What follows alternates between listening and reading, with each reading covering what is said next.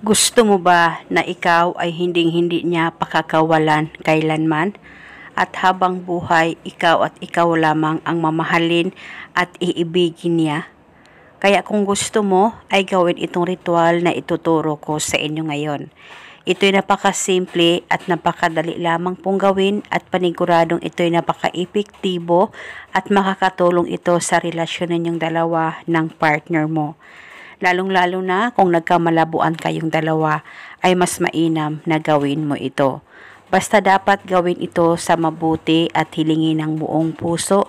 At dapat 100% ang paniniwala mo sa mga ganitong pamamaraan. Pwede mo ito gawin sa kahit na anong araw o oras na gusto mo. Ang gagawin mo lamang, kumuha ka ng panulat kahit anong kulay at isulat sa palad mo ang tunay na pangalan at apelyido ng mahal mo o ng taong gusto mong gawan ng ritual. Isulat mo lamang sa left o sa right na palad kung saan kayo komportable na isulat ito. At pagkatapos, kumuha ka lamang ng isang butil na bawang, pwedeng balatan at pwedeng hindi, depende po sa inyo. At pagkatapos, ilagay ang bawang sa palad mo na may nakasulat na pangalan niya. Ilapit ito sa baba mo, pakaisipin mo siya ng mabuti, mag-focus at mag-concentrate ka at ibulong mo ang spell na ito. Pangalan at apelyido, sa kapangyarihan at tulong nitong bawang, ako ay hinding-hindi mo pakakawalan kailanman. Ibulong mo lamang ito ng 3 beses. Pwede ka rin magdagdag ng hiling kung gusto mo, wala pong problema.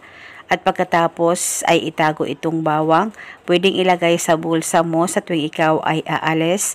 At sa tuwing ikaw ay matutulog, pwedeng ilagay itong bawang sa loob ng punda ng unan mo at uunanan mo ito.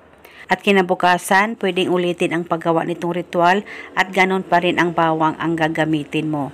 Gawin ito hanggang kailan mo gusto. At pagkatapos mong gawin ang ritual, ay huwag niyo pong kusang burahin ang nakasulat dyan sa palad mo, hayaan mo lamang ito.